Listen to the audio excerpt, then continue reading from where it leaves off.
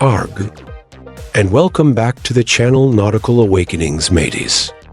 My name is Aries Ezra, and today I will be your skipper. In today's presentation, we will be discussing Niccolò Machiavelli. The name alone conjures images of scheming politicians, ruthless leaders, and a world where morality bends to the will of power. But what if we've misunderstood him? What if his insights into power, deception, and human nature weren't meant to corrupt us, but to protect us? In this video, we dive deep into the unsettling truths Machiavelli uncovered, exploring the fragile nature of goodness, the hidden undercurrents of human behavior, and the fine line between wisdom and ruthlessness. Because in a world that rewards the cunning and punishes the naive, understanding Machiavelli might be the key to not just surviving, but thriving. Let's get nautical, you scallywags. Niccolò Machiavelli, the man whose name became synonymous with cunning political maneuvering, was neither the villain nor the soulless manipulator many paint him to be.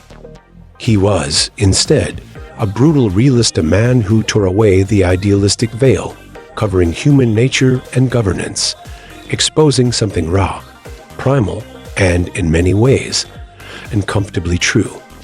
His most famous work, The Prince, is often reduced to a guidebook for tyrants, a cold-blooded manifesto for acquiring and maintaining power at all costs. But beneath its ruthless pragmatism lies a deeper, more unsettling message. What we call goodness is often fragile, and in a world governed by self-interest, deception, and survival, morality is a currency with shifting value. Machiavelli challenges the comforting idea that good always triumphs over evil. Instead, he suggests that those who are too virtuous, too trusting, or too idealistic are often devoured by those willing to do what is necessary. This is not a condemnation of goodness itself, but a recognition of its limits. He asks us, is it better to be loved or feared? And while the answer is not as simple as many think, Machiavelli leans toward fear, not because love is weak, but because fear is reliable. Love is conditional, fickle, and changes with circumstance. Fear, on the other hand, keeps people in check even when love fades. This ties into a larger, more profound idea, the dark side of goodness itself. Many of history's most celebrated moral figures, those who championed justice and peace, were often met with betrayal, exile, or execution. Socrates, crucified by democracy. Jesus, betrayed by one of his own. Martin Luther King Jr. gunned down despite preaching nonviolence. Machiavelli might argue that pure goodness, without an understanding of power and strategy, is doomed. He doesn't reject virtue, but insists that virtue alone is not enough. This is where the shadow of human nature creeps in. People are not purely rational beings. They are driven by self-interest, fear, ambition, and sometimes even malice. A ruler or any person navigating power must acknowledge this darkness, not to become a monster, but to avoid being consumed by one. The idea that people prefer security over freedom, that they respond more predictably to coercion than kindness, and that deception is often more effective than honesty. These are bitter pills, but ones Machiavelli forces us to swallow.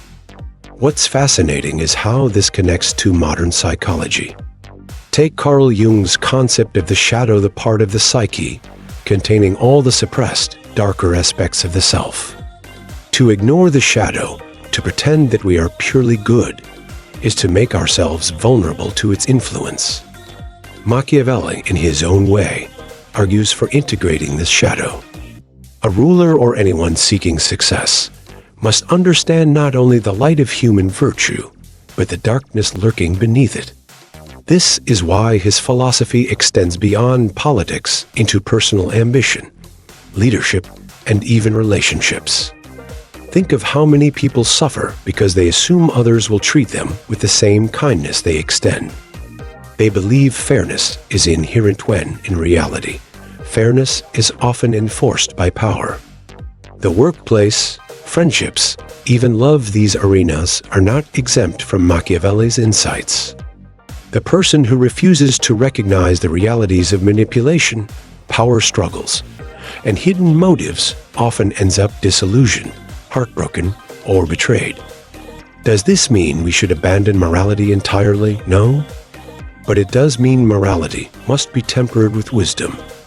True goodness is not naive. It understands when to be gentle and when to be firm, when to forgive and when to cut ties, when to trust and when to be cautious. Machiavelli does not advocate evil. He simply reminds us that those who do not understand power will always be at its mercy. And yet, there is another side to this, an even darker undercurrent.